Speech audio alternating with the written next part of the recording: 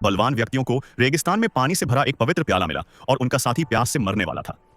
बिना कुछ कहे वह उसे एक ही घूंट में पीने को तैयार था, लेकिन अप्रत्याशित रूप से जैसे ही उसने उसे उठाया, एक दुर्घटना घट गई।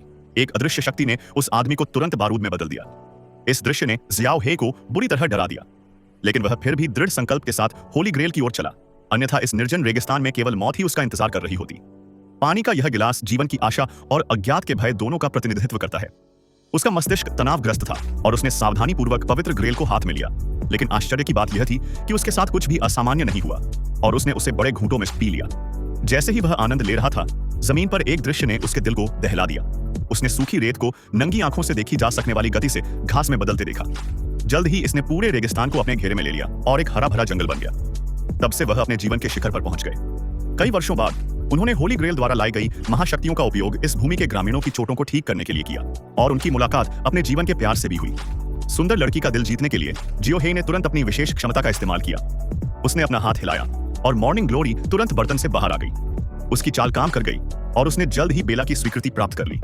इसके तुरंत बाद दोनों ने अपने रिश्ते की पुष्टि कर दी। बेला के आगमन से श्याओ हे के उबाऊ जीवन में थोड़ी सी जीवंतता आ जाती है, लेकिन जब वे प्यार में पड़ते हैं तो खतरा चुपचाप उनके पास आ जाता है, क्योंकि एक नकाबपोश व्यक्ति उन्हें निशाना बना लेता है। उनकी यात्रा का उद्देश्य पवित्र ग्रेल को वापस लेना था, लेकिन उस समय जियो हे इस बात से अनजान थे।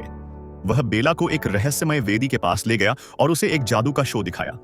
जियो हे ने सबसे पहले पवित्र ग्रेल को आग में डाला और फिर एक बहुत ही नाटकीय इशारा किया, जैसे कि किसी तरह की आत्मा को बुला रहा हो, और फिर एक अजीब दृश्य हुआ।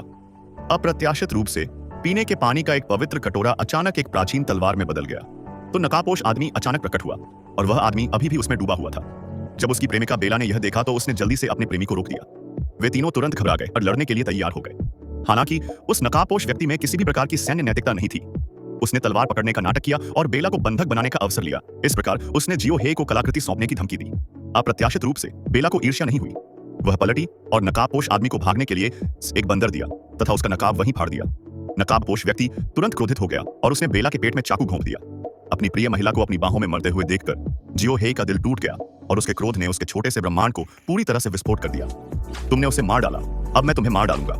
उसकी शक्तियां भूत प्रेत और मानव जैसी हैं, लेकिन जब नकाबपोश व्यक्ति ने हमला करने का अवसर लिया तो बेला अचानक पीछे से प्रकट हुई और नकाबपोश व्यक्ति का दिल निकाल लिया। इस विचित्र दृश्य ने जियो हे को मौके पर ही डरा दिया। यह पता चलता है कि बेला ने वेदी पर आने से पहले गुप्त रूप से पवित्र ग्रेल में जीवन का पानी पी लिया था। इस प्रकार अमृता प्राप्त की, लेकिन शर्त यह है कि इस दिल को कभी नष्ट नहीं किया जा सकता है। अप्रत्याशित रूप से इस समय जियो हे ने अचानक बेला से नकाबपोश व्यक्ति को जाने देने की विनती की, क्योंकि कलाकृति मूल रूप से उसकी नहीं थी, इसलिए उसे मारने की कोई आवश्यकता नहीं थी। लेकिन बेला यह सुनकर क्रोधित हो गई और बोली कि दूसरे पक्ष ने पहले ही आपकी महिला को मार दिया है और आप अभी भी दयालु बने हुए हैं। बेला इतनी क्रोधित थी कि उसने अपनी पूरी ताकत से उसका दिल कुचल दिया और इस कायर को पूरी तरह से छोड़ देने का इरादा किया।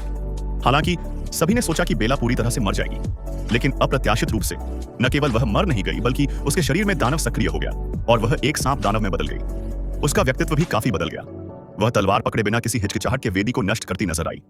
इस समय जियो हे का दिल अब दयालु नहीं था और वह बेला से माफी मांगने के लिए घुटनों के बल बैठ गया। हालांकि बेला पहले ही उससे दिल टूट चुका था और उसकी मीठी बातें बिल्कुल भी नहीं सुन रहा था। कहानी के अंत में बेला ने कलाकृति के आशीर्वाद पर भरोसा करके स्वयं के नेतृत्व में एक साम्राज्य का निर्माण किया और एक महिला शैतान बन गई जो विश्वासघाती पुरुषों की हत्या करने में माहिर थी।